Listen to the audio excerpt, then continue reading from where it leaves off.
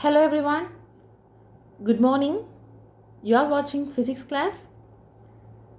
We are in unit 2, kinematics. In this unit, you have learned about different types of motions, frames of reference, scalars and vectors, and the properties of scalar product and vector products, basics of differentiation and integration. Also, you have learned about displacement, distance and variation with the time, then speed, velocity, acceleration graphs and relative velocity. The last class you have watched kinematic equations of motion for constant acceleration. Very important question. I think you have learned that question. Kinematic equations for motion of constant acceleration. This already you may have learned in the 10th standard, and this year also you have learned very detailed. So what are the kinematic equations? V equal to U plus AT, S equal to UT plus half AT square, V square equal to U square plus 2AS, and S is equal to U plus V by 2 into T. Here U and V are the velocities. U is the initial velocity, V is the final velocity, S is the displacement and A is the acceleration. Here the acceleration is constant acceleration, isn't it? The question you have learned is equations of uniformly accelerated motion by calculus method, isn't it? So the word constant acceleration is important. And T is the time. Isn't it? So these are the kinematic equations. You have to note that this equation or these equations are valid only the motion is in straight line. Only the motion is in straight line with the constant acceleration. Okay? For circular and other oscillatory motions and all, these equations are not applicable. Alright, let's move on to today's session. Today we are going to see equations of motion under gravity. Equations of motion under gravity. The point noted here is, near the surface of the earth, the acceleration due to gravity is constant. Okay? The acceleration due to gravity G is constant near the surface of the earth. So all the straight line motions can be under this acceleration. That can be well understood using the kinematic equations. Let us see the cases, equations of motion under gravity. First, case 1, a body falling from a height h.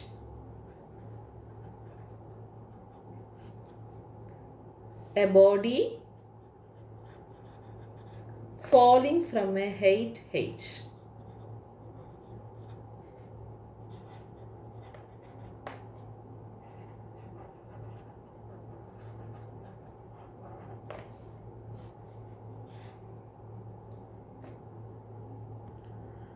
So consider an object which is falling from a particular height. Let us say this is a height we are considering. Okay, height. From this height, the man is throwing or dropping the ball, an object. Okay. So this object is reaching here. So from here to here, we can consider the height as h. So an object of mass m falling from a height h. And here we should assume the air resistance is 0. There is no air resistance. We are not considering the resistance from the earth. So this is a free fall. Okay. Now let us choose the direction. Here we can mark the direction. This is an x-axis. This is a y-axis. Usually we will draw the y-axis here, isn't it? But here the downward direction is taken as the positive axis because the acceleration due to gravity is always acting downward, isn't it? When we drop a ball or drop an object, it is automatically come to the ground because of acceleration due to gravity. So the downward axis, the downward direction is taken as the positive y-axis because G is always acting downward direction. Okay, and also the acceleration due to gravity is constant near the surface of the earth. Now under this case, we can find out the kinematical equations. So already we know that equations. In that, instead of the acceleration A, we have to substitute the value acceleration due to gravity G. Understand? So the acceleration A vector can be written as G. So in vector form, we can write the unit vector j cap. Because this is a y direction, what is the unit vector of y axis? J cap. For x axis I cap, for z axis k cap. So here we can write a vector equal to G j cap. Now when you are writing the components we can write ax. The acceleration along the x direction is 0. There is no acceleration along the x direction, isn't it? The acceleration along the z direction also 0. There is no acceleration in the z direction. Only the acceleration is along the y direction. So ay equal to g. This is the way we are writing the components of acceleration. Understand? So let us take ay equal to, that is a equal to g. ay equal to g, but other components are 0. And here we are considering the object is thrown or object is dropped with an initial velocity as u, isn't it? U is the initial velocity, and the displacement here in the downward direction, so we can choose the displacement as the symbol y. Instead of s, we can choose this y. So y is the displacement. Okay, now we can write the kinematical equations. So we know that a equal to g for a free fall, and u is the initial velocity, y is the displacement at a time t.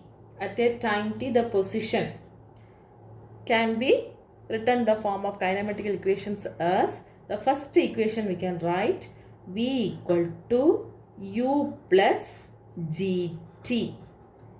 v equal to u plus gt. This is equation 1. v equal to u plus 8. Instead of that, we can write v equal to u plus gt. a equal to g. And second equation is s equal to ut plus half at square. So here we can replace y equal to ut plus half gt square. y equal to ut plus half gt square. This is equation 2. What is the third equation? v square equal to u square plus 2as, isn't it? So here also square of the velocity we can write as v square equal to u square plus 2gy. Instead of s, we can write y. Understand? So this is the velocity and the position of the particle at any time t under a free fall.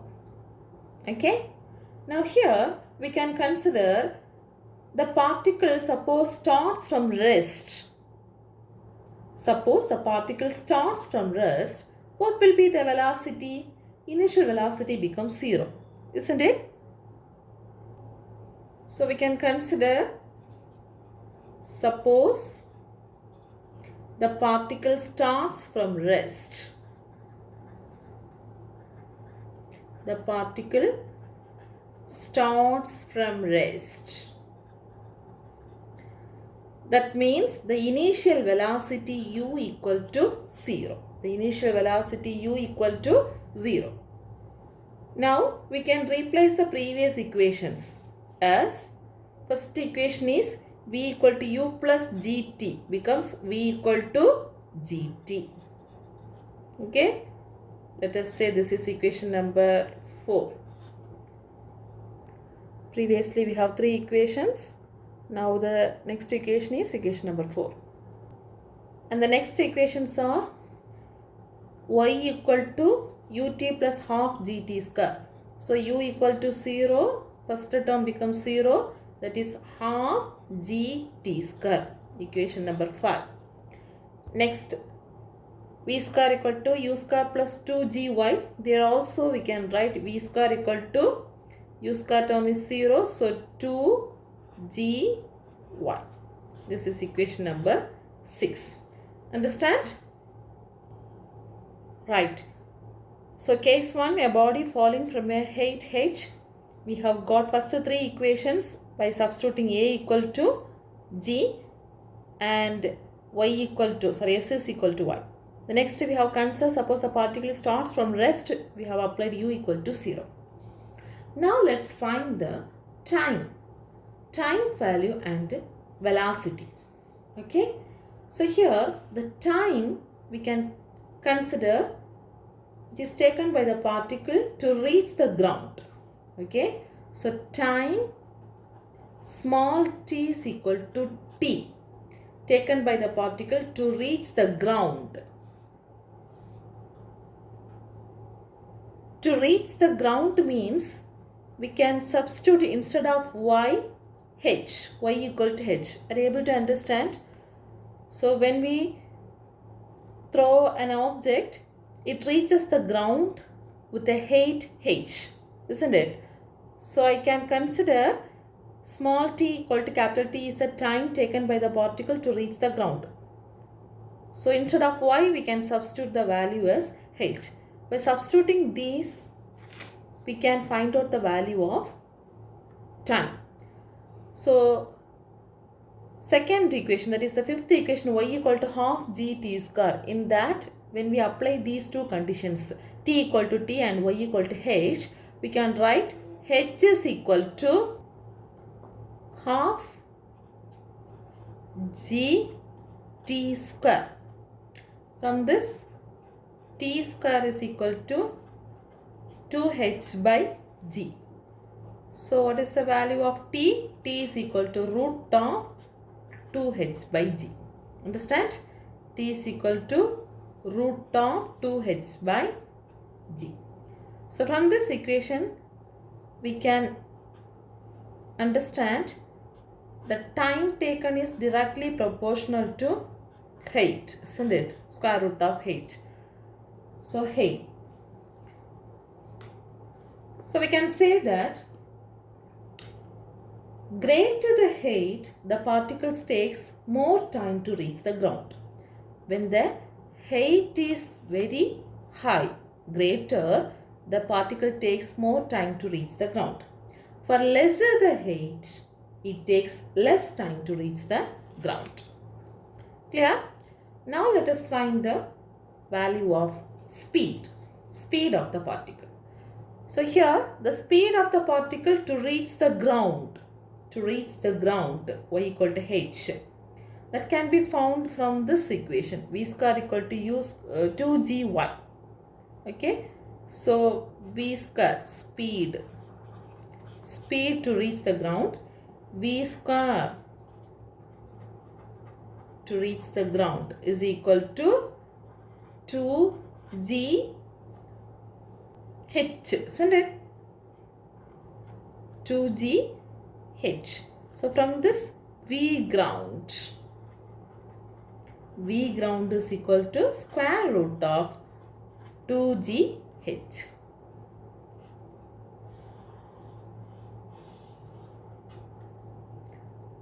So here also we can imply that the body falling from the greater height will have the higher velocity, isn't it, when it reaches the ground, because V is directly proportional to the square root of the height. So the body falling from the greater height will have the higher velocity. Lesser height will have the lower velocity. I think you have understood about case 1, a body falling from a height. Okay, so you should note down this formula. T is equal to root of 2h by g as well as V is equal to root of 2gh for solving problems. Here they have given one more definition for free fall. Listen, the motion of a body falling towards the earth from a small altitude. Altitude means height. Altitude purely under the force of gravity is called free fall. Okay, so what is meant by free fall? The motion of a body falling towards the earth from a small altitude. Height is very less than r, where r is the radius of the earth.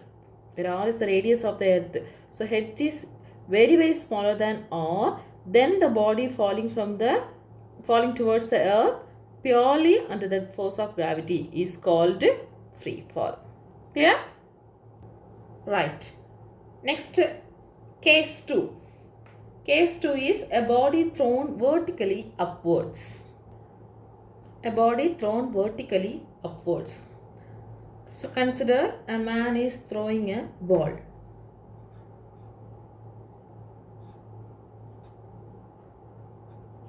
Okay. So he is throwing a ball. It reaches a maximum height and it comes down. Now this object moves vertically upwards, isn't it? So with the initial velocity u. Here also we can consider the air friction is negligible. We can neglect the air friction. Understand? So this object having the mass m, which thrown vertically upwards with the initial velocity u. Here also we can choose the direction. This is x direction and this is y direction. Here this y is the vertically upward direction, isn't it? So positive y axis. So what about the acceleration here? Here the acceleration can be written as a equal to minus g, because the original direction of acceleration due to gravity is acting downward. But here against the acceleration due to gravity, we are throwing the particle, we are throwing the object upwards. So we can write acceleration is negative of acceleration due to gravity, a equal to minus g. Understand? The other things, u is the initial velocity and t is the time. Then displacement we can consider as s. So how can we write the velocity equations and position of the object at any time t? The first equation, v equal to u plus at. So v equal to u plus at. A equal to minus g, so I can write minus gt. Equation 1. Next, displacement, s is equal to ut plus half at square. So ut plus half a. So minus g will come. So minus half gt square. Understand? Then v square equal to u square plus 2as. So this is the velocity. This is the displacement or the position. And next, third equation, the velocity of the particle at any position is v square equal to u square plus 2as. So u square minus 2g1. Equation 2 and equation 3. I think you have understood the case 2 also. Case 2 is a body thrown vertically upwards. So here we have to choose the direction as y is the positive axis, vertically upward, positive y axis, but it acts against the acceleration due to gravity. So we can substitute A equal to minus G. So the kinematic equations for the body thrown vertically upwards are changed into V equal to U minus GT is equal to UT minus half GT square and V square equal to U square minus 2GY. These are the conditions you have to learn for solving problems like that. Okay. Alright friends, 2 problems are given in your book. Let us see that 2 problems. Okay.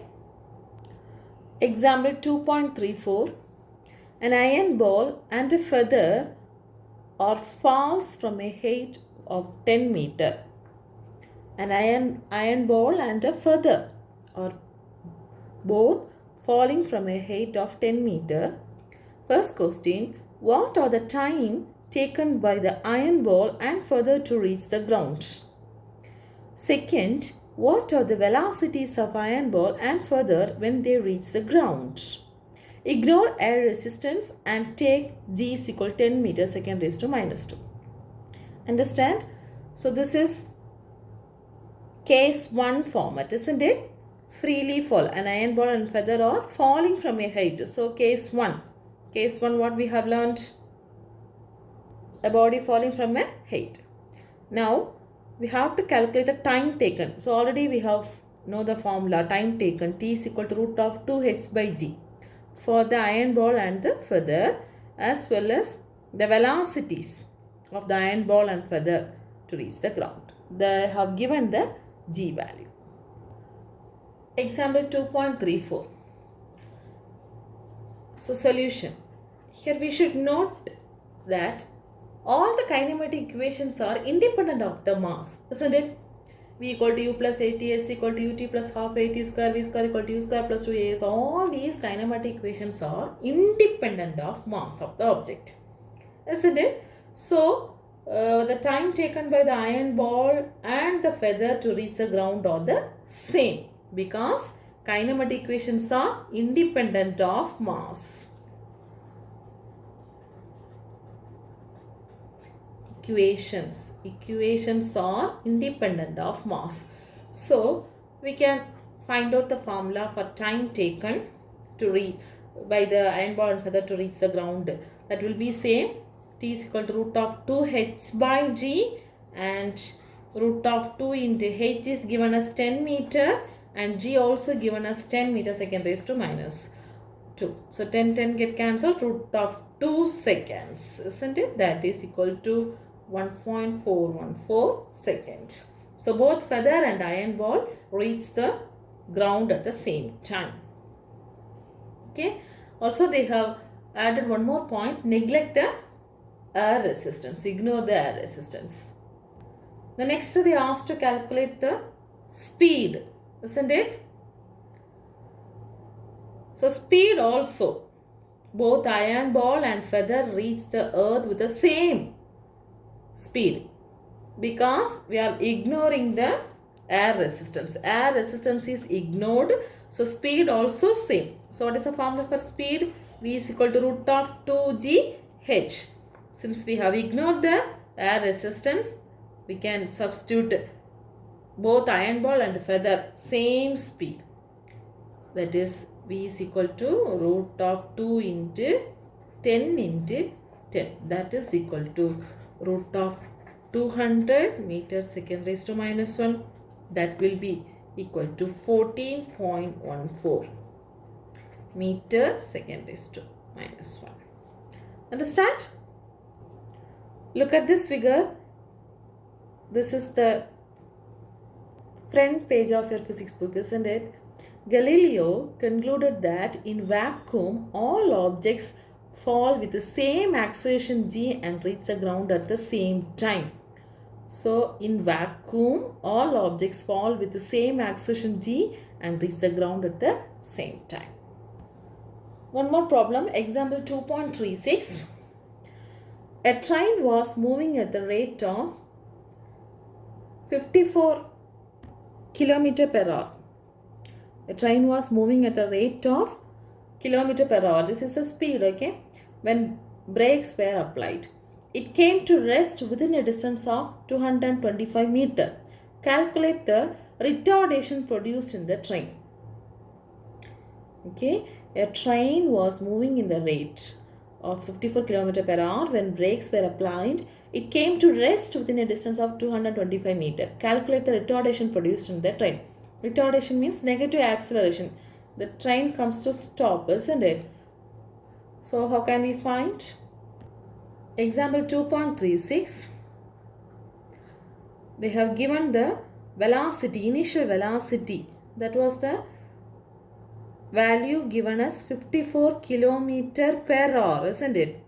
And the final velocity, the train comes to rest. So we can take final velocity becomes 0. And the distance is 225 meters. They asked to calculate the retardation produced in the train. That means negative acceleration. So we can use the third equation. Any one of the equation we can use. Anyway, we can use v square equal to u square plus 2as. That equation we can use. Okay. So first, this is in kilometer per hour. We have to convert into meter per second. How will you convert?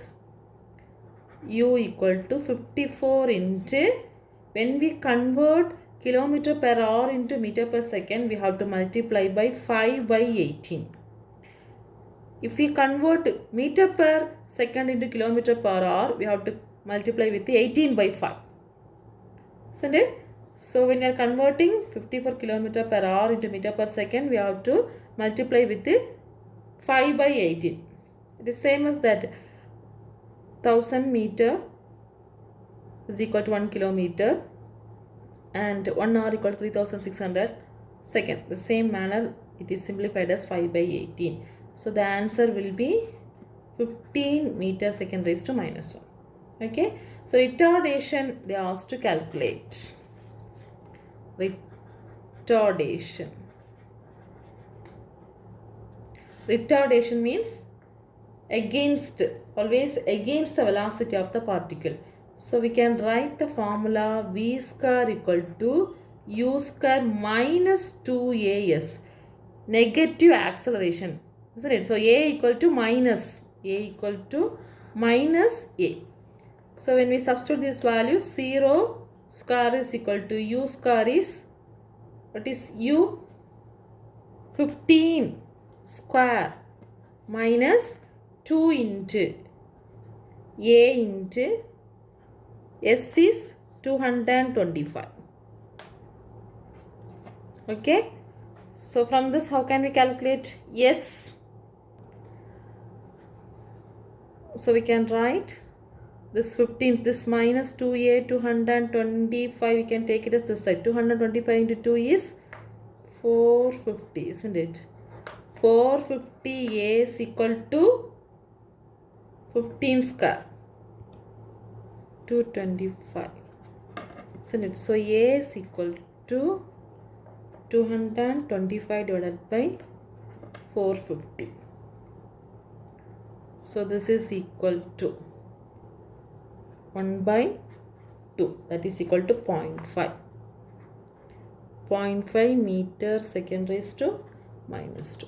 Understand? So this is the retardation. Retardation value is 0.5 meter second raised to minus 2. Only the thing is you have to substitute instead of a is minus a. Clear? So I hope you have understood today's class.